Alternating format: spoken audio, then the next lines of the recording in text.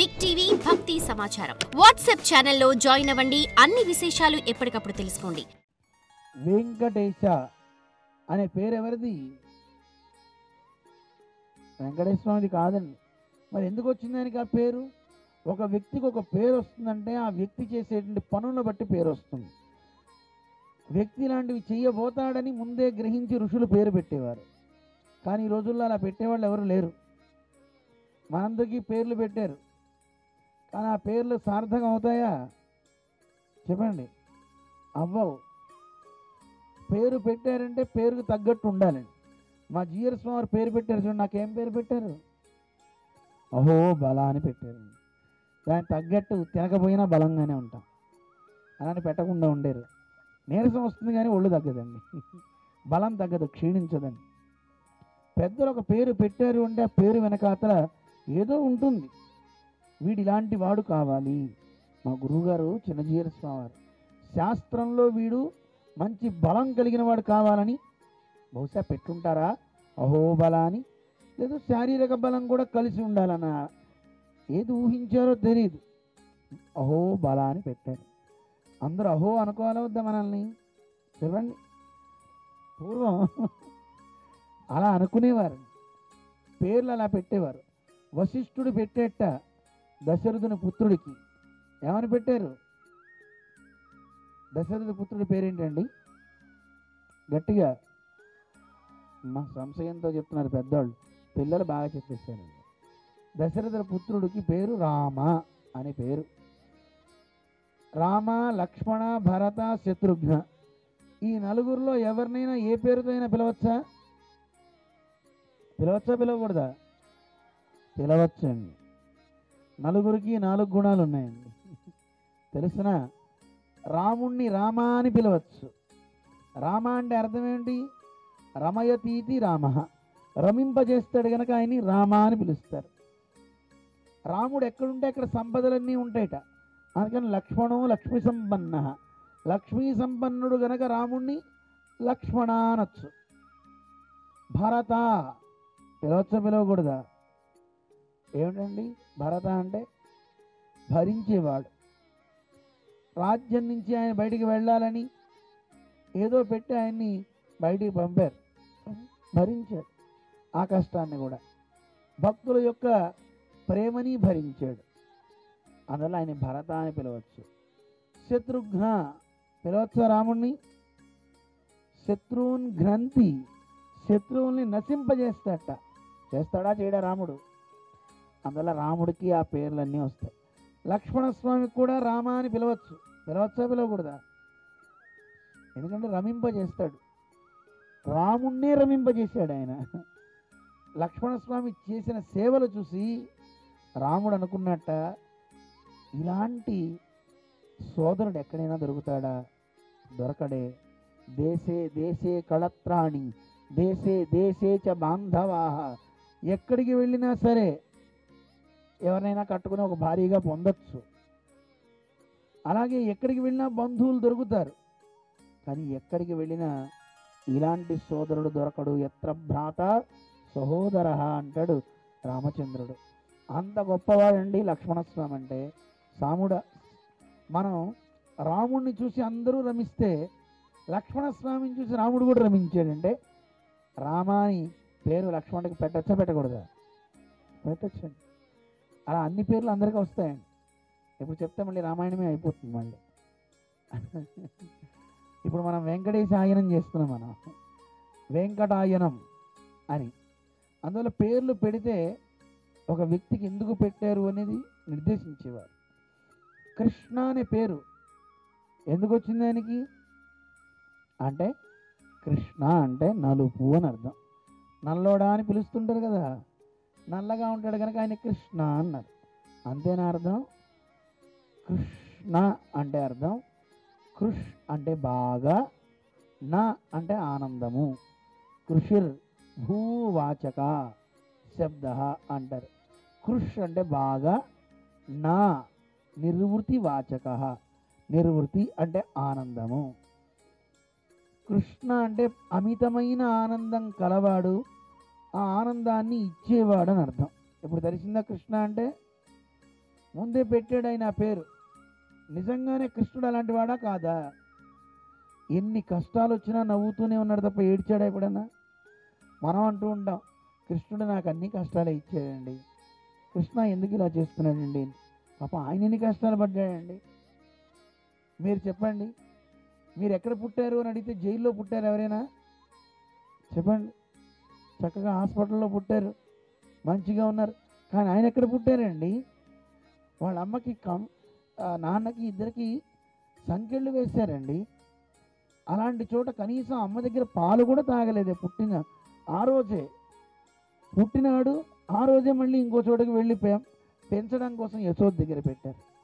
చూడండి, మీరు మీ అమ్మని వదిలి ఉండగలరా? మరి పుట్టగానే ఆయన అలా వెళ్ళిపోయాడంటే అమ్మ ఎంత కష్టం అండి ఆయనకి. అమ్మ దూరమైందే, నాన్న దూరం అయ్యాడే. పోనీ పుట్టగానే కొన్ని రోజుల్లో 5-6 రోజుల్లోనే ఒక దేవత వచ్చింది, ఒక రాక్షసి. పేరేంటి? పూతన రాక్షసి. స్తన్యం ఇవ్వడానికి వచ్చింది, పాలు ఇవ్వడానికి. ఎన్ని కష్టాలండి ఆయనకి. శకటాసురుట్ట. ఎంతమంది అసురులు వచ్చారండి, అందరినీ జయించాడా లేదా? ఒక ఆయన అన్నాడు, స్వామి అవి కష్టాలు కాదండి అన్నాడు. మరేం కష్టాలు రా? ఒక్క భార్యతో వేగడమే కష్టం, 16,008 మందితో ఆయన ఎలా ఉన్నాడండి, అది కష్టం కాదా? కష్టమా అండి అది? అది కూడా ఆయన కష్టం కాలే. ఒక్కడైనా సరే అంతమందిని ఆనందింపజేశాడు. అది ఆయన గొప్ప శక్తి. అందుకే ఆయన పరాత్పరుడు. ఏమంటారు ఆయన్ని? పరాత్పరుడు అంటారు. సామాన్యుడు కాదండి ఆయన. అందువల్ల ఇలాంటి పేర్లు ఏది పెట్టుకున్నా చిన్న పేర్లు పెట్టుకోవాలి, అందరూ పలికేలా ఉండాలి. పెద్ద పేరు పెట్టుకుని దాన్ని మొదటి అక్షరం చివరి అక్షరం పెట్టుకోకూడదు, అందరూ పలికేలా ఉండాలి. అలా ఎంతమంది పేర్లు మన పేరు చక్కగా పలకగలుగుతారో మనకంత బలం పెరుగుతుంది. పేరు బలం, పేరు బలం. విన్నారా? విన్నారా? ఆ పేరు బలం పెరగాలంటే మన నోరు అంటే మన పేరు అందరి నోట ఉండేలాగా చక్కగా పలికేలాగా చిన్న పేర్లు ఉండాలి. పెట్టేవారు కూడా వీడు ఫలానా వాడు ఇలా అవ్వాలి అని సంకల్పించుకుని పెడితే అది అవుతుందండి. కానీ దురదృష్టం ఏంటంటే ఇప్పుడు మన కాదు, మీ అమ్మలు మీ నాన్నలు మీకు ఆ పేర్లు అలా పెద్దలతో పెట్టించడంలా, వాళ్ళే నెట్లో చూసేస్తున్నారు.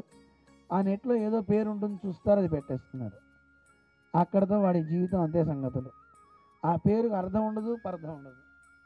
మా దగ్గరికి వాళ్ళు వచ్చారు, అడిగితే మేము అడిగాం, ఇదేం పేరండి అంటే, అయ్యో ఇదంటే సూర్యుడండి అర్థం. ఏ భాషలో అమ్మా? గ్రీకు భాషలో. గ్రీకు భాష నీకెందుకమ్మా, నీకు వచ్చా గ్రీకు భాష అంటే? రాదండి. మరి రానప్పుడు ఆ భాష ఎందుకమ్మా నీకు? అవసరమా? చక్కగా మన తెలుగు సంస్కృతం చూడు, మంచి పదం తీసుకో, దాన్ని చక్కగా పెట్టుకో. అది లేకుండా ఏదో పేరు పెట్టుకొని ఏం సాధిస్తావు? కొన్ని పేర్ల వల్ల కొంతమందికి ఇబ్బందులు కూడా కలుగుతాయండి. చాలామంది ఇప్పుడు పెట్టుకుంటున్నారు యామిని అని పేరు అనుకోండి, ఏమిటి అర్థం? చీకటి అని అంటున్నారు. ఆ పేర్లు పెట్టేస్తారు. అలా పెట్టకూడదు. మన వాళ్ళ జీవితాలు చీకటి అవ్వాలా? అవ్వకూడదు. అందుకే నదీ సంబంధమైన పేర్లు కూడా పెట్టద్దంటారు, నక్షత్ర పేర్లు కూడా పెట్టద్దంటారు. ఆ నక్షత్రం పేర్లు కూడా ఎవరికి పెట్టకూడదు. రోహిణి, రేవతి, ఇలా ఎవరో వాళ్ళు వేరనుకోండి. రేవత మహారాజు యొక్క కుమార్తె కనుక అక్కడ అలా అయితే అవ్వచ్చు. కానీ మిగతా అందరూ కూడా ఆ నక్షత్ర పేర్లు పెట్టుకోవడం, అలాగే నదీ పేర్లు పెట్టుకోవద్దని మన పెద్దలంతా శాస్త్రాల్లో ఉన్నవి చెప్తుంటారు కనుక చెప్తున్నా మీకు. పెట్టే పేరు మంచిదై ఉండాలి. మరి ఈయనకి పేరు ఎలా వచ్చింది? ఆ కొండ మీద ఉండడం వల్ల, ఆ సంబంధం వల్ల ఆయనకి పేరు వచ్చిందండి. కొంతమందికి చూడండి, పెద్దలు పెట్టే పేర్లు కాకుండా వాళ్ళు చేసే పనులను బట్టి పేర్లు వస్తుంటాయి. ఇప్పుడు మీరంతా ఇక్కడికి వచ్చారు కదా డ్రెస్ వేసుకొని, మిమ్మల్ని ఏమని పిలుస్తారు?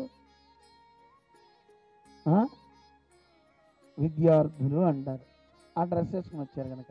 అదే ఒక వ్యక్తి ఇక్కడికి కాకి డ్రెస్ వేసుకుని వచ్చాడు అనుకోండి, ఏమంటారు? పోలీస్ అంటారు. అదే వైట్ డ్రెస్ వేసుకుని స్టెథోస్కోప్ వేసుకుని వస్తే డాక్టర్ అంటారు. అదే ఒక ఆయన యాక్టింగ్ చేస్తూ వస్తే యాక్టర్ అంటారు. డ్యాన్స్ చేస్తుంటే డాన్సర్ అంటాడు. అక్కడ పాడుతుంటే అంటారు కదా ఒక్కొక్కడిని. చేసే పనులు బట్టి పేర్లు వస్తున్నాయా లేదా? వస్తున్నాయి. అక్కడ కూర్చున్నారు, వాళ్ళని ఏమంటారు? ఇదేదో పట్టుకు తీస్తున్నాడు కదా, కెమెరామ్యాన్ అంటారు. చేసే పని బట్టి పేర్లు వస్తున్నాయా లేవా? అలాగే స్వామికి కూడా వెంకటేశ అనే పేరు ఎలా వచ్చింది అంటే ఆ పర్వతం మీద ఉండడం వల్ల. ఆ పర్వతానికి పేరు వేంగడం అంటారు. ఏమంటారు? వేంగడం. వేం కట అంటే అర్థం ఏమిటో మీకు చెప్తా. అది తెలుసుకున్నాక పిల్లలు మీరు వెళ్ళిపోయినా పర్వాలా, ఆ ఒక్క పదం తెలుసుకోండి. వేంకట అంటే అర్థం వేంకారో అమృత బీజస్తు కటమైశ్వర్యముచ్యతే అమృతైశ్వర్య సంఘత్వాత్ వెంకటేశ ఇది స్మృత. ఆయన్ని వెంకటేశ అని ఎందుకు పిలుస్తున్నారు అంటే వేం అంటే నశించని, కట అంటే కట్టల కట్టల ధనం అన్నమాట. కట అర్థమవుతుందా? వేంకారో అమృత బీజస్తు కటమైశ్వర్యం ఉచ్యతే. కట అంటే ఐశ్వర్యం అంటండి. అందువల్ల అమృతము ఐశ్వర్యము రెండు కలిసిన కొండ అండి ఆ కొండ. అందుకే ఆ పర్వతానికి పేరేంటి? వేంగడం. వెంకట. వెంకట అంటే అర్థం నశించని సంపద అని అర్థం అండి. అటువంటి ఆ పర్వతం మీద ఉండి అందరినీ నియమిస్తున్నాడు. నియమించేవాడిని ఈశా అంటారు. ఏమంటారు? ఈశా అని పిలుస్తారు. అందుకే ఆయనకి పేరు వెంకటేశ అని పేరు. అటువంటి ఆ స్వామి యొక్క వైభవాన్ని మనం తెలుసుకుంటున్నాం. For more videos like this, subscribe Big TV channel.